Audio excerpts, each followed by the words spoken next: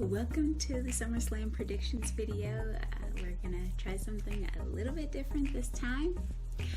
And while you're here, please take a moment to like, share, and subscribe to the channel if you haven't already.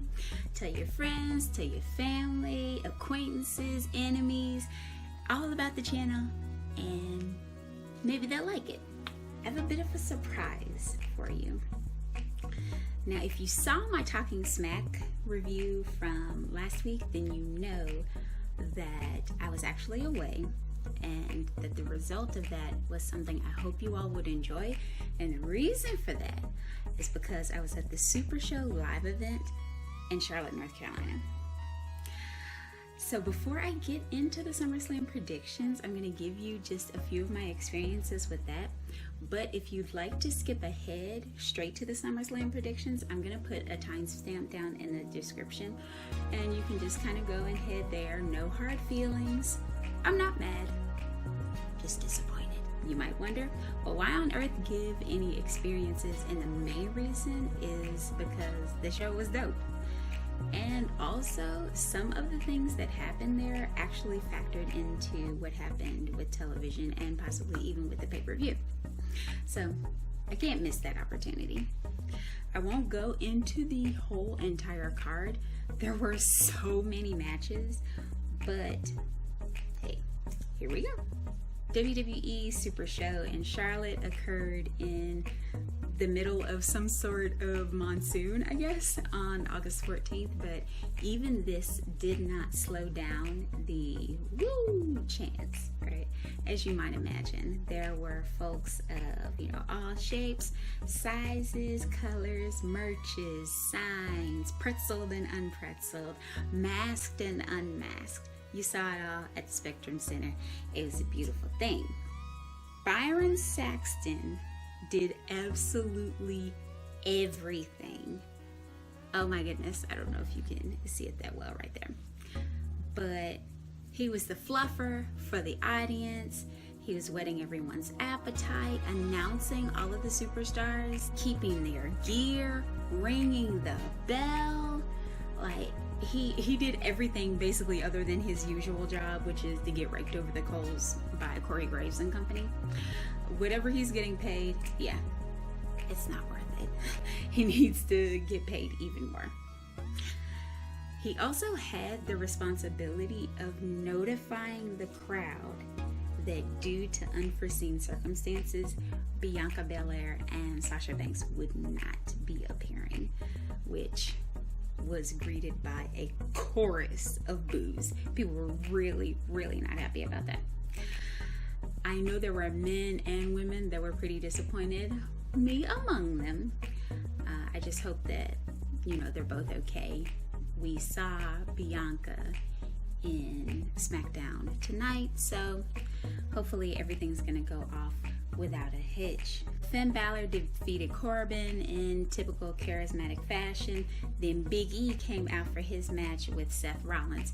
He chased Corbin out of the ring, but Corbin got away with the briefcase, escaping into the crowd. And it feels like this is starting to kind of become a thing, right? And I don't like it. Like, after a not quite dance off between Big E and Seth Rollins, where Big E goes into like a full split in the middle of the ring, he beat Rollins and then introduced the New Day, which was quite nice because we don't see them together all that often on television.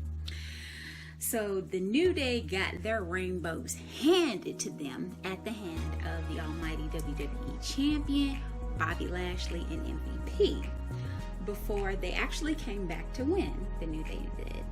Then they sang Happy Birthday to Kofi Kingston, which was pretty cool. Kofi and I share a birthday, and I'd forgotten all about it until Xavier Woods broke into song. Randy Orton had to be cajoled into the ring to team with Riddle again, and they lost against AJ and Omos. And at one point in the match, Randy went over the top rope and came up bloody. And at first I thought maybe it was just a work, But then I was like, wait a minute, this is PG era. Why on earth would they fake something like that?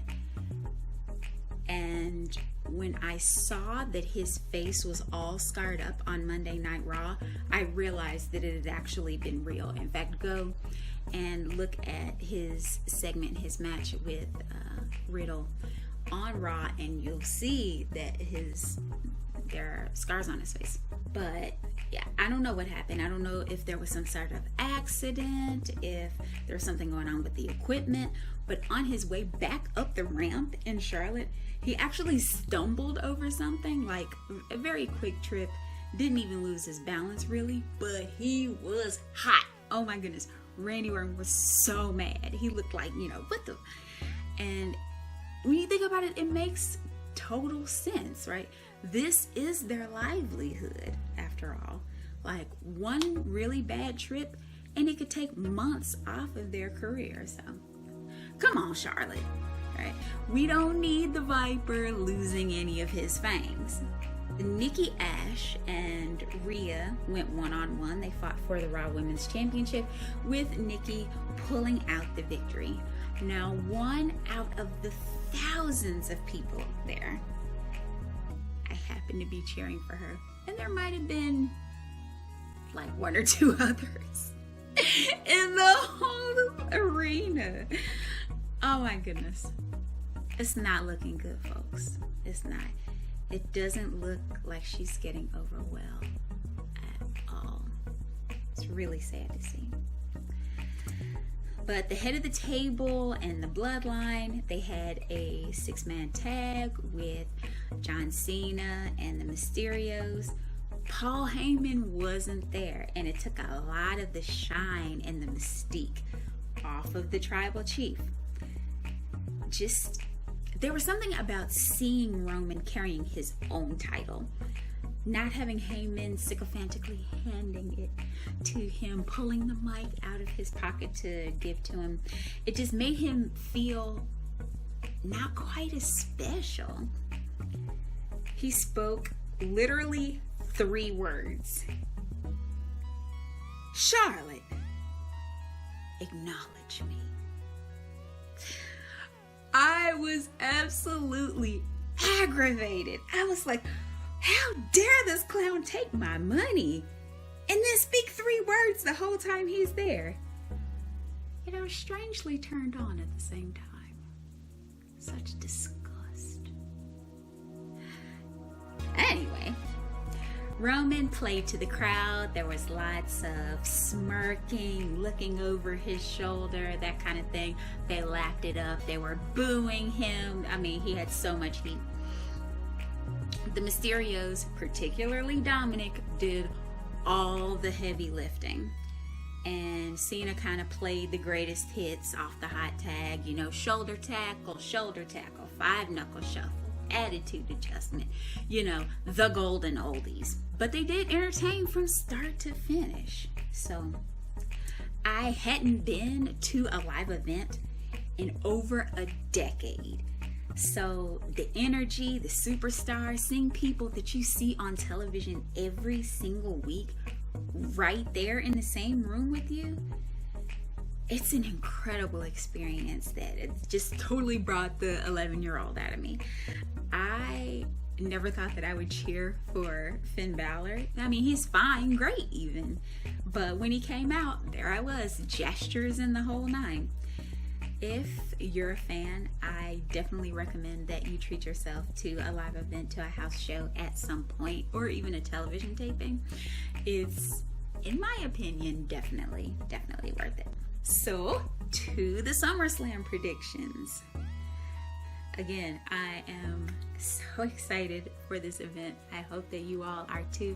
Let me know down in the comments who you're looking forward to, who you're not looking forward to, who your predictions are. So first, we have Drew McIntyre versus Jinder Mahal. Wrong. Maybe that might be a little early. Drew McIntyre versus Jinder Mahal.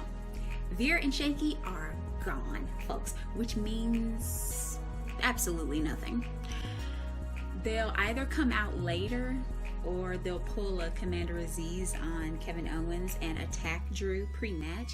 And I think when the attack occurs, we'll actually do something to indicate the booking. So if Veer and Shanky attack Drew beforehand, he'll still pull out the win, I think.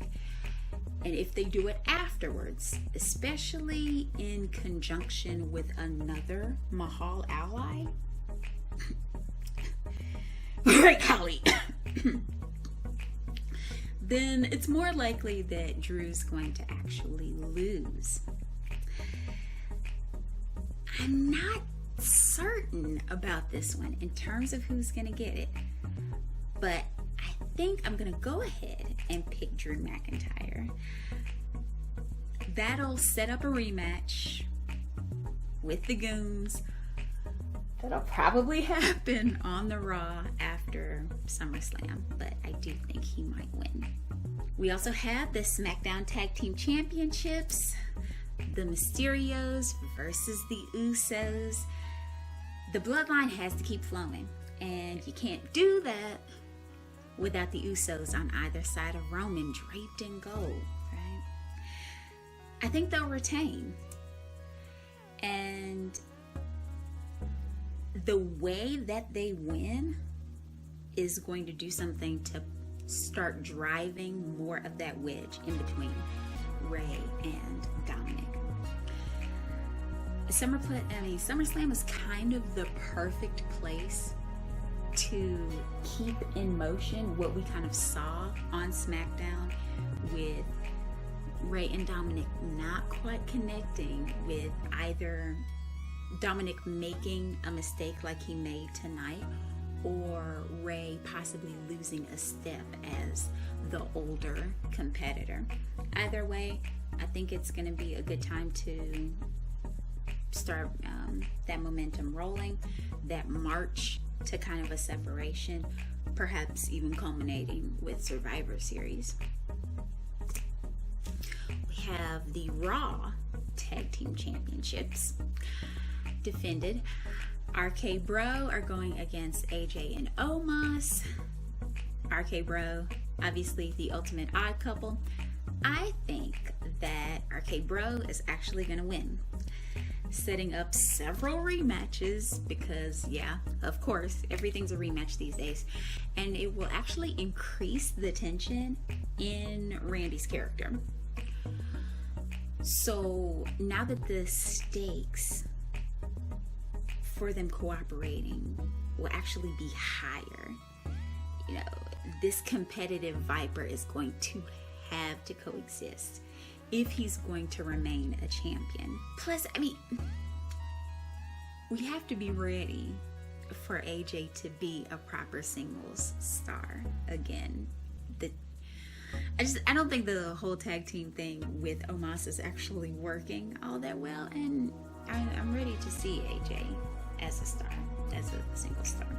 Next, we have Alexa Bliss versus Eva Marie. Doudrop is going to be the keystone. She's going to be the X Factor. And it's really just a question of in what manner is she going to be the X Factor. Will she interfere or even compete on Eva Marie's behalf and defeat Alexa? Or will she fall victim to Lily's powers and turn on Eva? I'm thinking it's maybe the latter, which will eventually hand Alexa the victory. So next, there's the SmackDown Women's Championship. Our champion Bianca Belair is facing off against Sasha Banks. So at this point, we don't even know for certain if the match is going to happen. We saw Bianca this evening. I don't believe we saw Sasha though. It's my understanding that they have missed every single house show, starting with Charlotte. So it doesn't look good, but then again, with her being on SmackDown, who knows? If it does go forward, however, I'm hoping strong for a Bianca Belair retention. She needs to keep going as champion. She needs to look dominant and be built as a force among the best in the division to win the championship.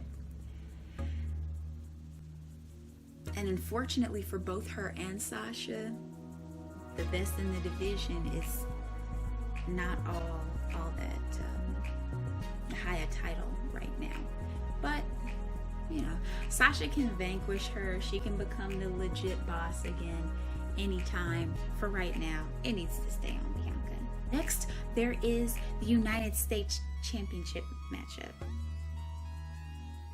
The United States Championship matchup. The United States Championship matchup. United States Championship matchup. Hey! Sheamus versus Damian Priest. Now, Damian Priest both continuing the thinnest yet seemingly endless feud of the year and handling the Irish Warrior. He'll finally get a chance at the title on a pay-per-view. Let's be real. Sheamus hasn't done a lot with the title. Broken face or not, that's just the reality, and the new Phantom of the Opera is gonna take an arrow from the Archer of Infamy. I've got Damian Priest to become US champion and hopefully shed the most washed out, waterlogged mess of a feud anyone can stand along with him. So this is a matter of the Raw Women's Championship. We have Nikki ASH versus Rhea Ripley versus Charlotte Flair. Now, I absolutely love Nikki Cross, but as I said about the house show, it doesn't seem that she's being received all that well. And I mean, admittedly, the almost a superhero character is a hard thing to get behind. Once you're past about the age of 10, it starts to get kind of corny. So I have to admit it. I may be voting with my heart a bit here, but gotta go with Nikki. She worked her way up from being in catering, from being a lumberjill in the Damian Miz match at Backlash, all the way up to being Raw Women's Champion in a matter of months through sheer force of will.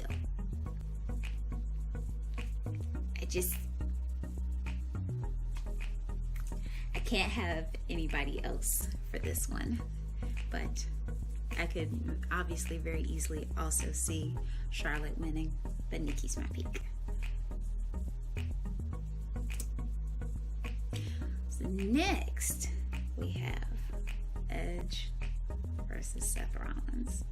Now this one has gotten increasingly interesting over the past few weeks, especially tonight, with Edge having this return of the Brood character that we saw. This is early Edge, the group with Christian and Gangrel, you know, the white shirts, very, very much like early vampire, 90s interview, Bram Stoker's Dracula, all that kind of thing. Rituals, chalices, drinking blood, all of that. Oh my goodness, he dug deep and he accessed that dark part of him that he was talking about, and it was absolutely amazing. This was actually the last one that I wrote down in my notes, and I literally said, how on earth could I forget the sleeper match of the night? Because that is exactly what it's going to be. I've said it before, folks. I think this is going to be the one. Decades of honing their craft, both of these guys. They're true masters of the squared circle, and they will collide in an epic performance that I believe is going to steal the show. Now, no matter where in the program it lands, that is going to be the truth. Now, Edge has been around long enough to know that a huge part of a legend's role, particularly one as able-bodied as him, is to help put over younger talent. Granted, Edge is only like 12 years older than Seth, but I know that's like a generation in WWE years. it's the Seth Rollins benefit long term to defeat Edge, but it's to the feud's benefit in the short term for Edge to win, especially if it's by some opportunistic means that, like Seth can kind of gripe about or complain about later. At first, my pick was definitely Seth Rollins, because I was like, okay, you know, he's Edge light, so what better way for him to get revenge than to be Edge light and like defend his individuality by taking a page out of Edge's own book, by using some sort of mind games or opportunistic means to defeat him, maybe even an execution or a spear, you know, beat the original recipe at his own chicken making. But after tonight, after this return of the character, after all of the mind games and Seth Rollins' white suit being completely drenched in this brood bath, as Pat calls it, I'm gonna switch. I think Edge is gonna take it. I think he's gonna win after all. So next, we got the WWE Championship. The almighty WWE Champion Bobby Lashley versus Bill Goldberg. Okay. I'm not sure of the order of this match. I don't know if they're going to do like a co-main event, semi-main event thing like they did earlier in the year, or if they'll head the show with it like they did for WrestleMania, or if they'll just kind of throw it somewhere in the middle, like I believe that they did for Money in the Bank. Considering Goldberg's name as kind of a draw unto itself, it may come just before the Reigns-Cena match. It wouldn't really surprise me.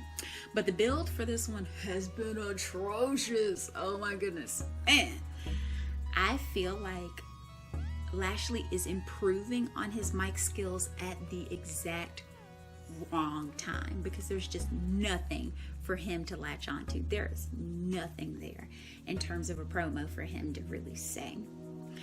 But hopefully the skills that he has built up can be put to use with better feuds. Maybe with a Big E brand switch. Goldberg has 2 matches left in his deal until 2022. He is done for the entire year. As far as wrestling is concerned, it would make 0 sense for you to put the title on Goldberg. Bobby Lashley is going to win. He's going to retain as the almighty WWE champion and remain almighty. So we have our main event. The Tribal Chief versus the leader of the C Nation, the head of the table versus Mr. Missionary, Roman Reigns and John Cena. Now, Roman has promised to send Mr. Missionary all the way back to Hollywood, but is there really any need? As well conditioned as Cena is, I mean, he's in great shape, but I can tell you from experience, looking through my eyes, he is not the Cena of old. He just isn't. If they were to put the title on him, you know, so be it, but it would be a bad move on their parts. I'm not gonna lie. Plus, so many superstars, like dozens, have done the job for John over the years. And you know what? Once again, it's time for him to pony up and do the job for someone else. Despite the crusty promos, right, reminding the fans of how pins in professional wrestling work, Roman is not a failure. And if Vinnie Mac knows what he thinks he knows that he knows, Roman is gonna win. And what's more, this whole stipulation that just got added to SmackDown is a dead giveaway that Roman is going to retain. This whole if Roman loses, he leaves WWE thing. Roman's not going anywhere. So, of course, he's going to retain. He'll probably win outright. So, a couple of bonus predictions. The fate of the Money in the Bank briefcase. Now, Big E alluded to possible feuds surrounding a cash-in on the July 24th episode of Talking Smack. But since that's happened, Baron Corbin absconded with the case, simultaneously adding another level to Corbin's villainy and the depths of his desperation. Now, I just wished all of that wouldn't have been at Big E's expense. I would have much preferred for Corbin to insert himself into the title picture as that sort of plot element than to do this with Big E, whose position is kind of a little more precarious at the moment.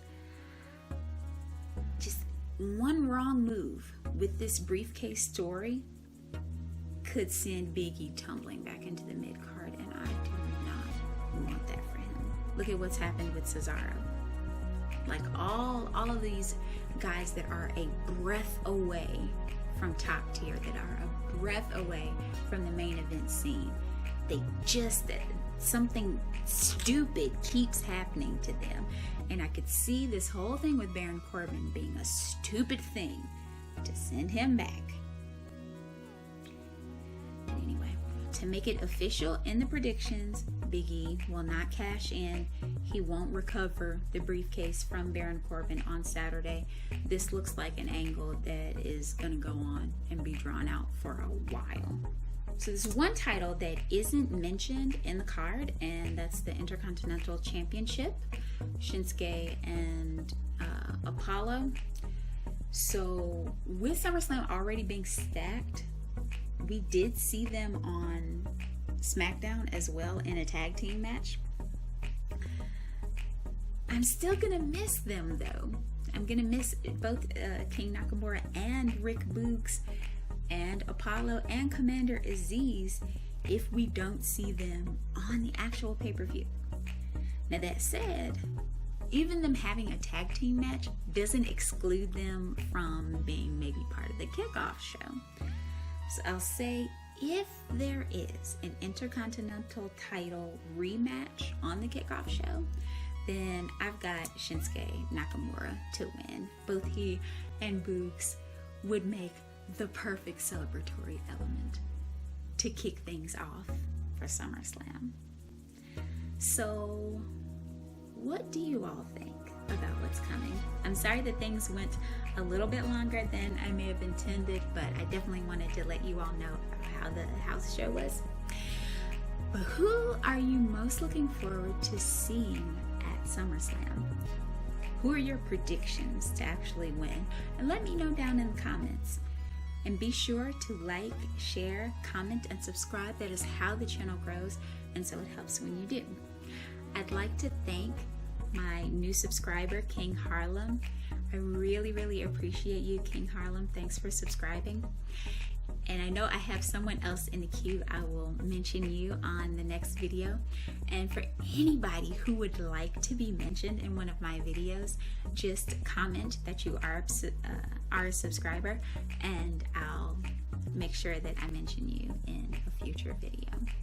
And if you don't, I'll just assume that, you'd rather not be mentioned. But thank you all so much for watching. I really, really appreciate it. And I'll see you soon.